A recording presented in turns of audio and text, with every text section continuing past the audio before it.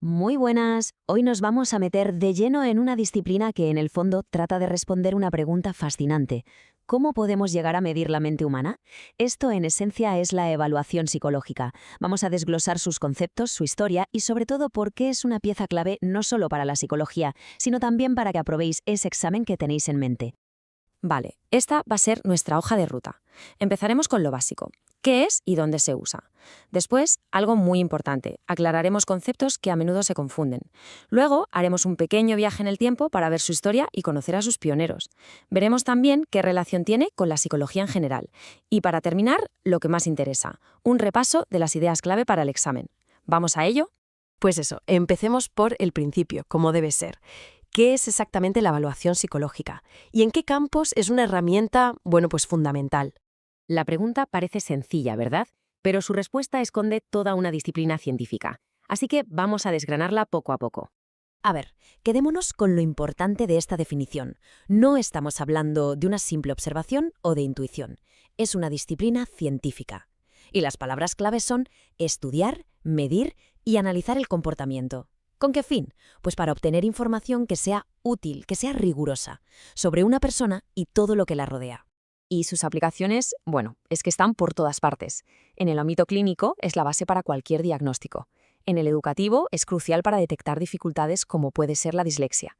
En el mundo de la empresa ayuda a encontrar al candidato perfecto para un puesto. Y por supuesto, en la ciencia es el motor para crear nuevas y mejores herramientas de medición. Como veis, va mucho, mucho más allá de la consulta del psicólogo. Pasamos ahora a algo que es fundamental, y os lo digo de verdad, sobre todo de cara al examen, la precisión en el lenguaje.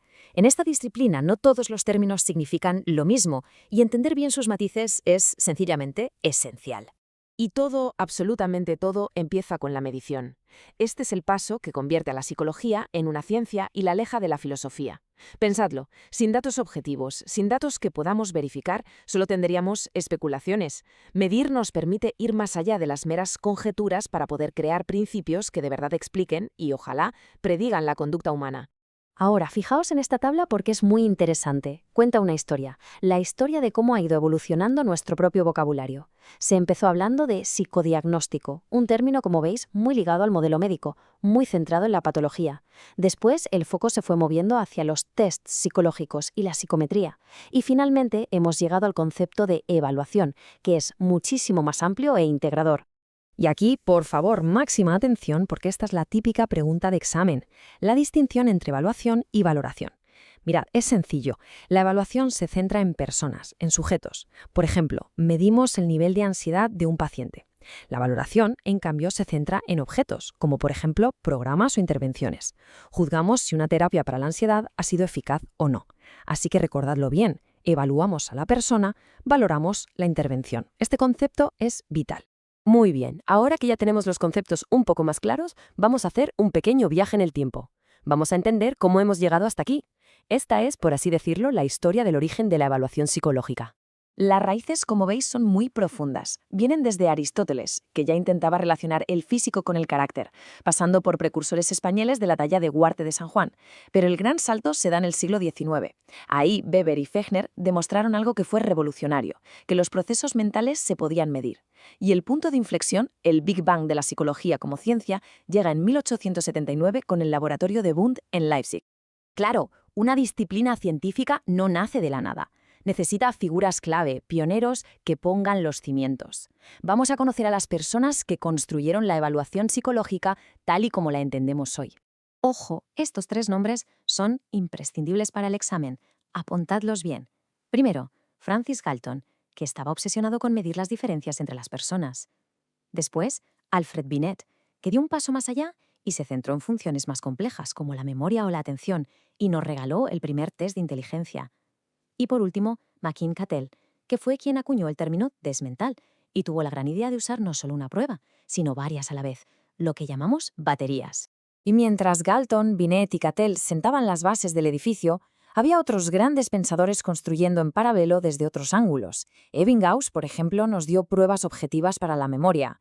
Kraepelin sentó las bases del modelo médico en psicopatología. Pearson y Spearman crearon las herramientas estadísticas que seguimos usando hoy. Y, por supuesto, figuras como Freud o Jung abrieron una vía completamente nueva con el modelo dinámico. Todo este desarrollo teórico explotó de verdad en el siglo XX, cuando la historia puso a prueba la evaluación psicológica. Con la Primera Guerra Mundial, por pura necesidad, nacieron los primeros test colectivos de inteligencia, los famosos Army Alpha y Beta. Poco después, en 1921, Rorschach publica su famosísimo test de las manchas, y en 1939, Wechsler revoluciona la forma de medir la inteligencia.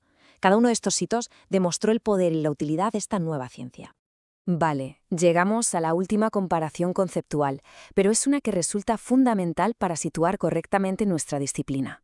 ¿Cuál es la relación exacta entre la psicología como ciencia general y la evaluación psicológica? Y esta diapositiva lo explica de maravilla. Mirad, la psicología como ciencia busca las leyes universales, los principios generales que explican cómo nos comportamos. La evaluación psicológica, por su parte, es la disciplina aplicada que coge esas leyes generales y las utiliza para estudiar a un individuo concreto, a una persona con nombres y apellidos. Su objetivo es, ni más ni menos que verificar si esos principios generales se aplican en ese caso particular. Muy bien, hemos cubierto bastante terreno, ¿verdad? Pues ahora toca hacer el trabajo más importante para preparar el examen. Vamos a destilarlo todo, a quedarnos con los puntos esenciales, las ideas clave que tenéis que retener sí o sí. Venga, un repaso rápido. Definición: estudio científico de un individuo. Distinción clave, que no se os olvide. Evaluación para personas, valoración para programas. Los tres padres: Galton, Binet, Cattell. El objetivo principal: aplicar principios generales a un caso particular. Y los cuatro grandes ámbitos: clínico, educativo, empresarial y científico. Con esto, la estructura del tema debería quedar meridianamente clara. Y para terminar, una pequeña mirada al futuro, para que no pensemos que esto es una disciplina estática o del pasado. Nada más lejos de la realidad. La evaluación psicológica está en constante evolución. Y ahora mismo la inteligencia artificial, la evaluación biométrica o la evaluación en contextos naturales están abriendo fronteras que hace unos años eran ciencia ficción. Y esto nos deja con una pregunta final para la reflexión. Con todas estas nuevas herramientas que están surgiendo, ¿cómo pensamos que la tecnología va a cambiar la forma en la que entendemos la mente humana en los próximos 10 años? Sin duda es un campo apasionante que no ha hecho más que empezar a explorarse.